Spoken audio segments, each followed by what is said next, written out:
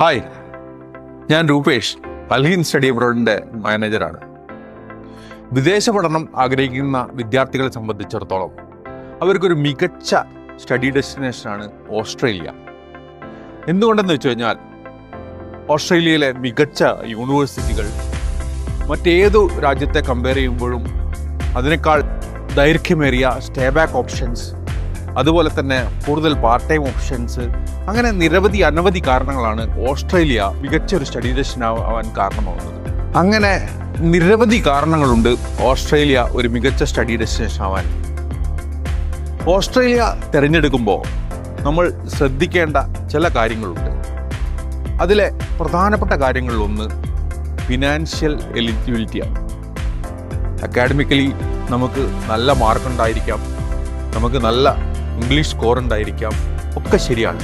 പക്ഷേ ഒരു ഓസ്ട്രേലിയൻ യൂണിവേഴ്സിറ്റിയിൽ പോയി പഠിക്കണമെങ്കിൽ നമ്മൾ പ്രധാനമായും നമുക്ക് വേണ്ടത് നമ്മളുടെ ഫിനാൻഷ്യൽ എലിജിബിലിറ്റി പ്രൂവ് ചെയ്യുക, അതിൻ്റെ ഡോക്യുമെൻറ്റേഷൻ കൃത്യമായി പ്രിപ്പയർ ചെയ്യാൻ പറ്റുക എന്നുള്ളതാണ്.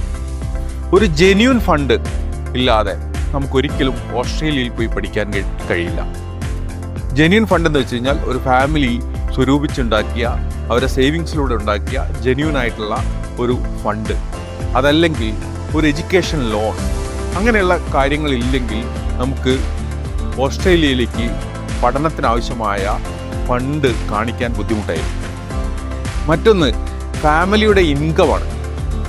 12 ലക്ഷം മുതൽ 14 ലക്ഷം വരെയെങ്കിലും ഇൻകം മിനിമം കാണിക്കാൻ പറ്റുന്ന ഒരു ഫാമിലി ആണെങ്കിൽ മാത്രം സ്റ്റുഡൻസിനെ ഓസ്ട്രേലിയയിൽ വിട്ട് പഠിപ്പിക്കാൻ വേണ്ടി ആലോചിച്ചാൽ മതി. കാരണം എന്താ വെച്ച് കഴിഞ്ഞാൽ അത് നിർബന്ധമായിട്ടും 12 ലക്ഷം തൊട്ട് 14 ലക്ഷം വരെ ഇൻകം നമ്മൾ കാണിക്കേണ്ടതായിട്ടുണ്ട്. അതിൻ്റെ സോളിഡ് എവിഡൻസ് നമ്മൾ കാണിക്കേണ്ടതായിട്ടുണ്ട്. ITR അടക്കമുള്ള, ബാങ്ക് സ്റ്റേറ്റ്മെൻറ്റ് അടക്കമുള്ള സോളിഡ് ആയിട്ടുള്ള എവിഡൻസും കാണിച്ചാൽ മാത്രമേ ഓസ്ട്രേലിയയുടെ യൂണിവേഴ്സിറ്റികൾ ഓഫർ ലെറ്റർ പോലും ഇഷ്യൂ ചെയ്യുന്നുള്ളൂ. Tuition fees, living cost, medical insurance, അതുപോലെ തന്നെ ഫ്ലൈറ്റ് ടിക്കറ്റ് ചാർജ്, ഇത്രയും കാര്യങ്ങൾ ചേർത്ത് ഉള്ള ഫണ്ട് നമ്മൾ ആദ്യമേ കാണിക്കേണ്ടതായിട്ടുണ്ട്. നമ്മുടെ കയ്യിലുണ്ട് എന്ന് നമ്മൾ കാണിക്കേണ്ടതായിട്ടുണ്ട്. അതുകൂടാതെ ഒരു 2 വർഷം അല്ലെങ്കിൽ 3 വർഷമോ 4 വർഷമോ ഉള്ള ഒരു പ്രോഗ്രാമാണ് നമ്മൾ പഠിക്കാൻ വേണ്ടി പോകുന്നതെങ്കിൽ എങ്ങനെയാണ് നമ്മൾ അടുത്ത വർഷങ്ങളിലേക്ക് ട്യൂഷൻ ഫീസ് അടയ്ക്കാൻ വേണ്ടി പോകുന്നത് എന്നുള്ളതിന് നമുക്ക് കൃത്യമായ ഒരു പേയ്മെൻറ്റ് പ്ലാൻ നമ്മൾ ഓസ്ട്രേലിയൻ യൂണിവേഴ്സിറ്റിക്ക് സബ്മിറ്റ് ചെയ്യേണ്ടതായിട്ടുണ്ട്. ഫിനാൻഷ്യൽ റിക്വയർമെൻറ്റ് മീറ്റ് ചെയ്യാൻ കഴിയാത്ത സ്റ്റുഡൻറ്റ് ആ പ്രോഗ്രാം, അവരുടെ പ്ലാന്, ഓസ്ട്രേലിയയിൽ പഠിക്കാനുള്ള പ്ലാന് അവിടെ അവസാനിപ്പിക്കുന്നതായിരിക്കും നല്ലത്. മറ്റ് കുറച്ചുകൂടി ഫിനാൻഷ്യൽ റിക്വയർമെൻറ്റ് കുറഞ്ഞ അല്ലെങ്കിൽ കുറച്ചുകൂടി ഫ്ലെക്സിബിൾ ആയിട്ടുള്ള മറ്റേതെങ്കിലും രാജ്യം സെലക്ട് ചെയ്യുന്നതായിരിക്കും എപ്പോഴും നല്ലത്. രണ്ടാമതായി അക്കാഡമിക് റിക്വയർമെൻറ്റാണ്. ഓസ്ട്രേലിയയിലെ ഒരു ബാച്ചലർ ഡിഗ്രി പഠിക്കണമെങ്കിൽ ഒരുവിധം എല്ലാ യൂണിവേഴ്സിറ്റികളും റിക്വയർമെൻറ്റായി വരുന്നത് 65% മാർക്ക് ഉണ്ടാവുക എന്നുള്ളതാണ്.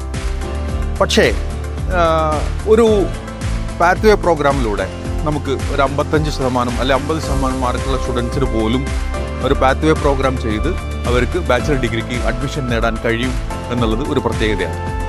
ഇനി ഒരു മാസ്റ്റേഴ്സ് പ്രോഗ്രാം ആണെങ്കിൽ മിനിമം അവർ ബാച്ചലേഴ്സിന് 55% മാർക്ക് ഉണ്ടായാൽ മതി. ഏറ്റവും പ്രധാനപ്പെട്ട ഒരു ബെനിഫിറ്റ് എന്താണെന്ന് വെച്ചാൽ ഇന്ത്യൻ സ്റ്റുഡൻസിനെ സംബന്ധിച്ചിടത്തോളം 3 വർഷത്തെ ബാച്ചിലർ ഡിഗ്രി മതി ഓസ്ട്രേലിയയിലെ ഭൂരിഭാഗം മാസ്റ്റേഴ്സ് ഡിഗ്രിക്കും അഡ്മിഷൻ ലഭിക്കാൻ എന്നുള്ളത് ഒരു വളരെ അഡ്വാൻറ്റേജ് ഉള്ളൊരു കാര്യമാണ്. മൂന്നാമത്തെ റിക്വയർമെൻറ്റ് നിങ്ങൾക്കെല്ലാം അറിയുന്ന പോലെ തന്നെ ലാംഗ്വേജ് റിക്വയർമെൻ്റ് ആണ്. ഇംഗ്ലീഷ് ലാംഗ്വേജ് പ്രൊഫഷ്യൻസി നമ്മൾ പ്രൂവ് ചെയ്യേണ്ടതായിട്ടുണ്ട്.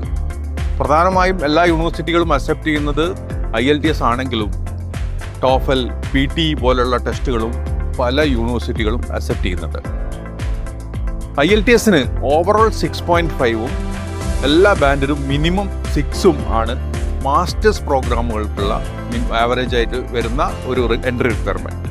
ഇനി അത് ബാച്ചിലേഴ്സിനെ സംബന്ധിച്ചാണെങ്കിൽ എല്ലാ ബാൻഡിനും മിനിമം 6, ഓവറോൾ 6 ഉണ്ടായാലും നമുക്ക് അഡ്മിഷൻ ലഭിക്കും. നേരത്തെ അക്കാഡമിക് റിക്വയർമെൻറ്റിൻ്റെ കാര്യം പറഞ്ഞ പോലെ തന്നെ ഈ ബാച്ചലർ ഡിഗ്രിക്ക് ഇംഗ്ലീഷ് ലാംഗ്വേജിലും നമുക്ക് പാത്വേ പ്രോഗ്രാം വഴി ഇംഗ്ലീഷ് റിക്വയർമെൻറ്റ് മീറ്റ് ചെയ്തുകൊണ്ട് നമുക്ക് ഓസ്ട്രേലിയൻ യൂണിവേഴ്സിറ്റിയിൽ അഡ്മിഷൻ ലഭിക്കാൻ പറ്റും എന്നുള്ളത് വളരെ പ്രത്യേകതയുള്ളൊരു കാര്യമാണ്. അടുത്തതായി പറയുമ്പോൾ ബാക്ക്ലോഗ്സിനെ കുറിച്ചാണ്. ബാക്ക്ലോഗ്സ് പല ഓസ്ട്രേലിയൻ യൂണിവേഴ്സിറ്റികളും 10 ബാക്ക്ലോഗ്സ് വരെ അക്സെപ്റ്റ് ചെയ്യുന്നുണ്ട്. പക്ഷേ അത് നമ്മളുടെ കോഴ്സ് ഡ്യൂറേഷൻ്റെ സമയത്ത് തന്നെ ആ ബാക്ക്ലോഗ്സ് നമ്മൾ ക്ലിയർ ചെയ്തിട്ടുണ്ടാവണം. അല്ലാത്ത പക്ഷം ഓസ്ട്രേലിയൻ യൂണിവേഴ്സിറ്റികളിൽ അഡ്മിഷൻ കിട്ടുക എന്ന് പറയുന്നത് കുറച്ച് ബുദ്ധിമുട്ടായിരിക്കും. അപ്പോൾ ബാക്ക്ലോഗ് ഉണ്ട് എന്നതുകൊണ്ട് മാത്രം നമ്മൾ വിഷമിക്കേണ്ടതില്ല. അത് നമ്മളുടെ കോഴ്സ് ഡ്യൂറേഷനുള്ളിൽ കൃത്യമായി ക്ലിയർ ചെയ്തിട്ടുണ്ടെങ്കിൽ നമുക്ക് ഓസ്ട്രേലിയൻ അഡ്മിഷൻ പോസിബിളാണ്. അടുത്തതായി ഗ്യാപ്സ്, സ്റ്റഡി ഗ്യാപ്പ് വളരെ പ്രധാനപ്പെട്ട ഒരു കാര്യമാണ് ഓസ്ട്രേലിയയെ സംബന്ധിച്ചിടത്തോളം. കാരണം എന്താ വെച്ച് കഴിഞ്ഞാൽ ഓസ്ട്രേലിയ സ്റ്റഡി ഗ്യാപ്സ് വളരെ കുറച്ച് മാത്രം അക്സെപ്റ്റ് ചെയ്യുന്ന രാജ്യങ്ങളിലൊന്നാണ്. പ്രത്യേകിച്ച് +2 ശേഷം ബാച്ചിലർ ഡിഗ്രി പഠിക്കാൻ പോകുന്ന സ്റ്റുഡൻസിനെ സംബന്ധിച്ചിടത്തോളം മാക്സിമം ഈവൻ അവർക്ക് കൃത്യമായ ജസ്റ്റിഫിക്കേഷൻ ഉണ്ടെങ്കിൽ പോലും അക്സെപ്റ്റ് ചെയ്യുന്നത് ഒരു 2 വർഷത്തെ ഗ്യാപ്പായിരിക്കും അക്സെപ്റ്റ് ചെയ്യുക. ഇനി ഒരു മാസ്റ്റേഴ്സ് ഡിഗ്രി പ്രോഗ്രാമിന് പോകുന്ന സ്റ്റുഡൻ്റ് ആണെങ്കിൽ അവർക്കും വളരെ കൃത്യമായ ജസ്റ്റിഫിക്കേഷൻ, അതേപോലെ എംപ്ലോയ്മെൻറ്റ് അടക്കമുള്ള കാര്യങ്ങൾ വളരെ കൃത്യമായി ജസ്റ്റിഫൈ ചെയ്താൽ, അതായത് നമ്മൾ എക്സ്പീരിയൻസ് ഒക്കെ പറയും. മറ്റു രാജ്യങ്ങളെ പോലെയല്ല, ഓസ്ട്രേലിയയെ സംബന്ധിച്ചിടത്തോളം നമ്മൾ എക്സ്പീരിയൻസ് വെക്കുമ്പോൾ നമ്മൾ ആ എക്സ്പീരിയൻസ് സർട്ടിഫിക്കറ്റ് ആയാലും നമ്മളുടെ സാലറി ഇൻകം, നമ്മൾ അക്കൗണ്ടിൽ സാലറി റിസീവ് ചെയ്തതിൻ്റെ പ്രൂഫ് അടക്കം വെച്ചുകൊണ്ട് വേണം നമ്മൾ ആ ജസ്റ്റിഫിക്കേഷൻ കാണിക്കാൻ വേണ്ടിയിട്ട്. അങ്ങനെ നമ്മൾ കൃത്യമായി ജസ്റ്റിഫിക്കേഷൻ കാണിച്ചാൽ നമുക്കൊരു 5 വർഷം വരെ യൂണിവേഴ്സിറ്റികൾ ഗ്യാപ്പ് അക്സെപ്റ്റ് ചെയ്യും. അപ്പോൾ സ്റ്റഡി ഗ്യാപ്പിൻ്റെ കാര്യത്തിൽ ഓസ്ട്രേലിയ വളരെ സ്ട്രിക്റ്റ് ആണ്.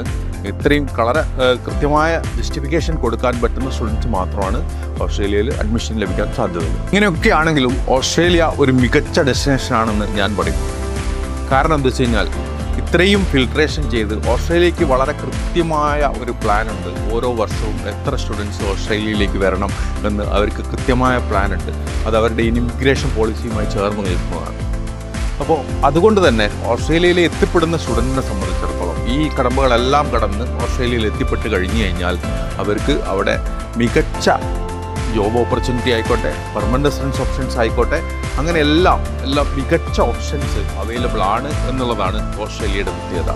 ഓസ്ട്രേലിയ സ്റ്റഡിയെക്കുറിച്ചുള്ള ഈ വീഡിയോ നിങ്ങൾക്ക് ഉപകാരപ്പെട്ടു എന്ന് വിചാരിക്കുന്നു. വീണ്ടും കാണാം. Thank you.